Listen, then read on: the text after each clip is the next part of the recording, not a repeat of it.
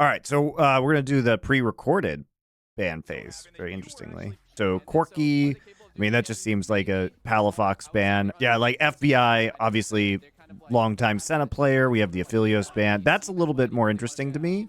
All right, so Udyr going to be traded for Lucian Milio. Let's see if NA Lucian Milio is better than EU Lucian Milio. This has only really worked in the LCK so far in terms of looking like it. So no Renata Glask ban, but effectively banned because of the Milio pickup, Varus, and Nautilus. All right, so we are going to take Talia here. Remember, this is technically a flex pick, so that's why we saw some Talia bans in LCK last week. All right, Vi bans and Zhao bans. So here come all the jungle bans. Rel.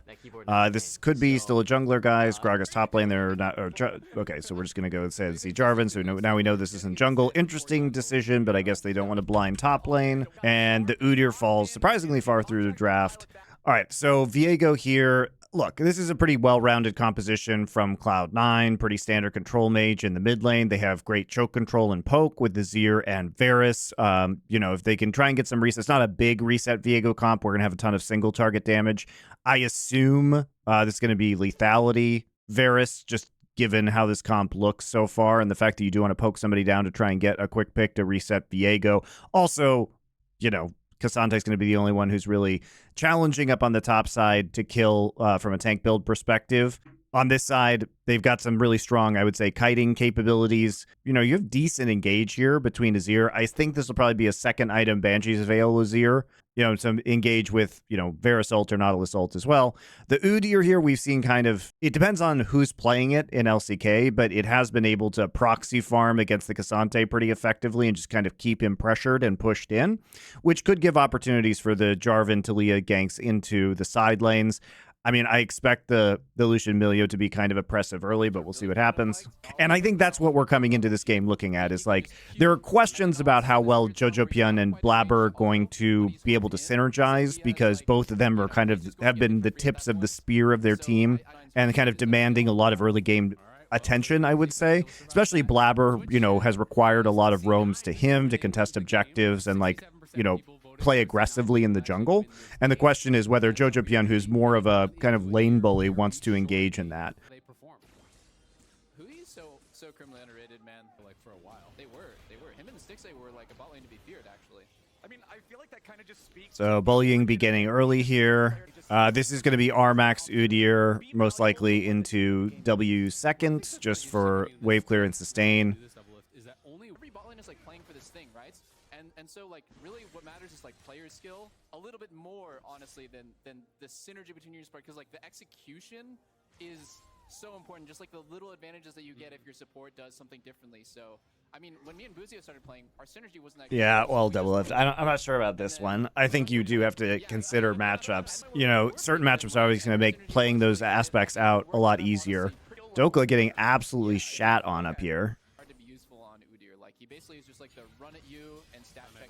Well, I think the thing about Udyr is like that's the run at people in team fights is true if you're behind, but the thing is that Udyr, from what I've seen so far, just allows you to get more ahead in some of these games because you have so much pressure on the top side that it gives you a lot of freedom, particularly around void grubs, and it punishes the top laner pretty convincingly if they're junglers on the bottom side of the map because you can proxy. And then the thing is that if you are ahead and you are first mover on objectives, the Udyr is very annoying to play into. Right? Like if you can't kite him because you need to walk into him, I think it's very, very different because he can control chokes by himself and flank angles, and he can mark certain carries to basically prevent them from flanking. I think he's a little bit underrated, especially in his current iteration, like since the rework.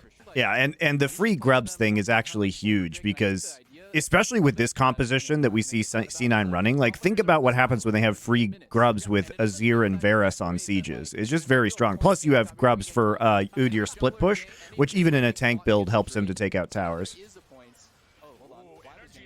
Going in after Blaber, he might be level 6, but he doesn't have his team nearby. He's got to try to get away from this one. Uses the Heartbreaker to get on out of it. Nice job by Jojo there, using the Emperor's Divide to knock. Nice, very nice actually. So he doesn't read the situation right that Contractz could be there. So he more or less just face checks. A little bit sloppy. Flash, Heartbreaker. That's nice, though. Although, it looks like the Taliyah wall was going to end anyway, so does this do anything? It looks cool. His timing is good, but I think he could have used that at any point because Palafox is just going to hop off that wall anyway. It's fine. It's whatever. It's a free Drake. Yeah, you trade it for Taliyah ult, though, which means that your side lane is safer because the Taliyah, especially level 1 ult cooldown, is very, very, it's like, what, 3 minutes? And so having that down 2.5 minutes, something like that. You know, this is going to be really long. This also means the Udyr's a lot safer in the top side. So Palafox does have wall again. This might be a pretty critical play. Allowing them to have this for free is kind of disastrous. You know, it's like this is his idol. So to hear some words of praise from that, I think it's really cool. Why are we pushing forward as Taliyah? Midfielder Palafox is powerful and seems like a genius. Okay, mid lane. Speaking about Palafox, I think might have just cast her. But what is he actually doing? Like, look at what he's doing. Okay, you have no vision of this. You see, look, you literally have this in pit. So what do you see? What do you see, guys? Here's a ward. You see 2 people here. Where's this guy? Where's this guy? Now, this guy would frequently rotate up. This is obviously later than First Herald probably would have been taken in the previous iteration of the game. You know, we would have been looking more at like, I don't know, 8 or 9 minutes for First Herald. But this guy's level 6, and in a very similar way to the spawn of this, which is approximately at the same time most teams would take First Herald last year, you know, the support is there. Now, they clearly want this objective. Like, why wouldn't you? So why are we walking forward on the wave? And meanwhile, the casters are not talking about anything that's actually happening because they've been distracted by a meme. Now they're going to lose a gazillion a gazillion plates. Dude, and here's the other thing. They took Void Grub so early because of this Udyr that they have 4 minutes of plates left to use 6 Void Grub stacks. These guys are going to get pooped on. Like, think about how much gold that's worth. This is justifying the Udyr pick, right? Going back in. Taliyah has no TP, but does have ults. Okay, Cassante canceled TP from Fudge.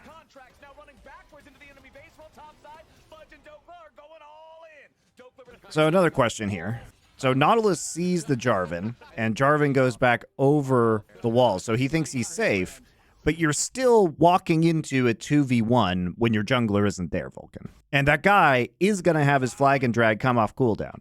Because he flagged and dragged over, and then you farted around in a circle. I mean, there's no reason Palafox should have died there. There's no reason Vulcun should have died there. Super disrespectful of other teams' positioning. Yeah, the double support item is really strong, especially at the professional level, just purely from vision control. Allows like 4 or 5 sweepers on your team, plus a shit ton of additional free wards. It's ridiculous. Plus the press the attack, obviously, especially on compositions that run a lot of single target damage, or champions like Lucian has been, I think, in theory, pretty strong. Blaber up 30 CS over Contractz. Yeah, it's quite a bit. I'm not sure what was going on. I mean, a lot of this has just been him having more freedom to jungle based on the pressure that his lanes have provided, because he's had pressure in mid and top basically all game. Now they can transition this. They obviously picked up the second Drake. How do you feel about being able to drive the Herald? Is that good or is that bait? I'm must grief. Everyone must grief with the Herald at least once in their life, because it's like so hard to figure it out. Or maybe it's just me. It's 80. Lily has never played Scion. yeah. More lethality items. In my opinion, people have this conception about Varus specifically, like, oh, he falls off so hard late game. It's weird because depending on how strong lethality items, he actually... All right, so move Udyr into side lanes right now. Try and take down this last remaining side lane tier 1 turret. Like, we might be getting our range to the... Okay. Ult goes to Narnia. Where's Vulcun going? Oh, he's just actually recalling. And they see Blaber right there. They know the solo lanes are occupied. They moved Udyr to top. And there we go. It's a good read. I mean, ultimately, they're not going to be able to actually take the turret off of this. So the question here is, why is Azir assigned to the Cassante lane? And Udyr is TPing into top side to catch this wave. Why are we assigning lanes this way? Like, right now, Jojopyun should be rotating into top side, and Udyr should be TPing bot. The thing is that Cassante is going to be building MR first, right? Because he's already in the Udyr lane.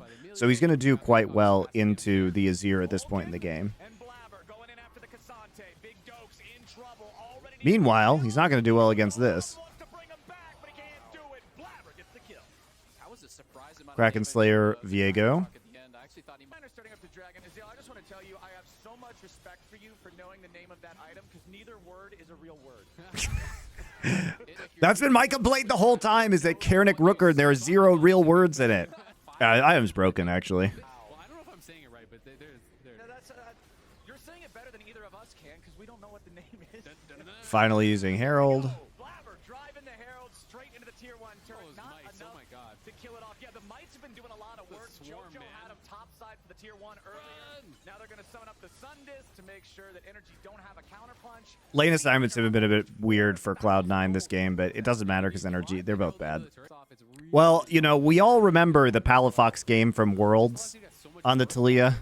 That's the thing about NRG, is everybody talks about them beating G2, but they don't talk about them playing abysmally at times. similar 10 minutes, and it just kind of happened invisibly Yes, off screen. the NRG versus Mad Lions game, that one. That was horrible. And so that's making him bleed What are we for doing? LCS over the last like 10 minutes, and it just kind of happened invisibly off screen.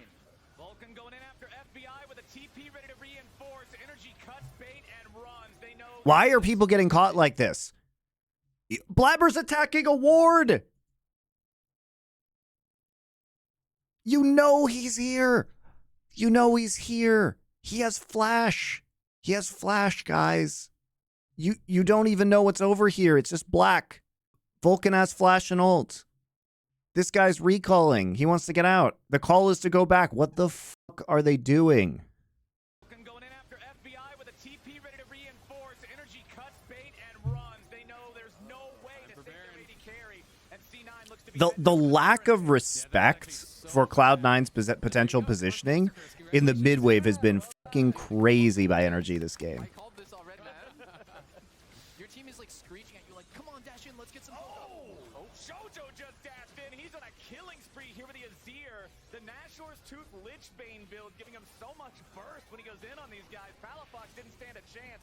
Now Dhokla just trying to see if there's anything left to do, but they force him back so easily. Blaber and Fudge still on top of the Baron. Remember the Contractz is around. That is what C9 is trying to prevent. They do not want to give this away with a steal. Dhokla brought back. Blaber going on a killing spree. And now Contractz cannot get close enough. They bring Yes, the Blaber Palafox stole Talia's ult and into the top lane incident. Yes, that one. Contractz really wanted to get That incident. That's the one I'm talking about, where he was flying up the top lane here, right here, to die. This has been free, guys. you can actually vote for who Just free objectives all game. Fight is completely won, so Who do you want them to I admire the Contractz flashes back into the pit after getting pushed out to double down on the Hail Mary steal. great question. I feel like this game Now you have Baron and 6 Void Grubs. stands out as like the Nothing is surviving, especially with the they just played better as a team. split push that they have and the siege with the Azir and the Varus. They can also cover their flanks with Azir turrets. Cloud9 player would you like to interview? Well, I would say Contractz. Technically, Contractz was on C9 now. It's like you can go through door A or door B and double to jump through the wall. Yeah, exactly. I don't play by the rules. I wish I had the willpower to not watch the games like you do. Well, I have the willpower because I'm just asleep when they happen. It's really easy for me not to watch them. You remember the Palafox said Talia ult didn't aim correctly. that just reminded me of is the I'm a Gamer commercial. So he probably, if I had to guess, he probably wanted more like this angle. So there's been a 25-minute pause so far. So it was a chrono break because of a Talia wall. It was a 30-minute pause, 29-minute pause. It's gonna be live for you guys, so we're back to it. 24 minutes in. All right, let's The pause was 29 minutes. The game time up until this point was 24 minutes. do it. NRG having to hold the line here as the tier 3 turret is pressured by a C9 with a nearly 9,000 gold advantage. Mid lane inhibitor already down. C9 having the Baron ready to go. Let's see if they can really just break through this base all the way right now. Palafox does still have the ulti available. FBI, there's that damage from the Azir you guys were talking about. A couple of soldier autos, and he's forced down to half HP. The calling comes out, but Vulcun with the... It's okay. Surely this Talia wall is going to win the game, right? Vulcun may be killed here. I mean, NRG not with enough damage so far. That actually is a good Talia combo. But, you know, it doesn't matter when you're 10k gold down. And they have Baron. They couldn't get enough people into the backline to finish off Jojo, and that seemed like the problem, right? They committed a lot to try to get back there and kill him off. Couldn't make it happen. Blaber with the face check. Yep, not gonna get caught there. Contractz and Palafox wanted it. But Super's coming out through mid. Blaber's just gonna keep pushing in waves mid, and the other 4 C9 are going back, and then they can step up. fortunately for NRG, the top lane wave is not synced up with these in mid and bottom, so they can rotate everybody over to deal with these waves crashing into the Nexus turrets, keeping both of those still standing. I mean, this is a banger by NA standards. We got to watch this game so that we have accurate opinions for our shows on Cloud9 versus NRG, right? There's three teams in NA that are worth watching. It's these two and FlyQuest. Dodging CSW with that flash. No, it was definitely a misclick. Contractz going in, he wants Berserker. Berserker flashes away, and the Jarvan is already down. This should be the end right here. Fudge keeping the rest of energy zoned out. Contractz just looking for any possible angle. Every play is like a 1% chance of success at this point. Said double if you don't even have to. Feels really awkward to have that information in the top corners of the screen. All right, here we go again. Time for Baron number 2. Okay. Oh, okay. Yeah. I want to see a wombo combo with the new Baron ability. See, this is what I'm talking about Udyr, though. When we look at Udyr compositions, because we can ask ourselves, like, what did Udyr accomplish this game, right? By picking Udyr, you know, you get top lane shove, and answering it with K'Sante, as far as I've seen so far, doesn't really negate that. And top lane shove can equal grub. And so they get 6 stacks, which enables them to, you know, effectively split push, even though this is a full tank build. And Udyr does suck if you are trying to muscle your way into objectives. But look at how well this guy just meat shield zones out people from objectives. And that's on top of Azir Sand Soldiers, right? It's on top of the Nautilus, potential for Chain of Corruption coming in. The Udyr, when you have to play into the Udyr and you can't just kite him, is very strong. But it is a matter of snowballing that advantage. That's my take. That's my take on having seen the top lane Udyr so far, is like, when you get ahead, it's very strong. And it is easy to get ahead with him if your team is playing around the top lane pressure. And that's why he's so fucking annoying right now, guys. Because it is very hard to stop his pressure. And he can wave clear really effectively by maxing R.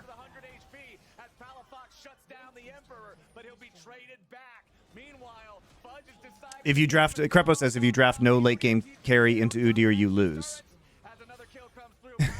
Yeah, Talia Lucian probably feels bad into this, especially because, I mean, look at this Talia build. You have Seraph's, Banshee's Veil, Void Staff. Who is going to kill this guy? The Lucian build that we're seeing right now is good for quick trades, right? And single target damage. But this guy has fucking 1 quintillion armor.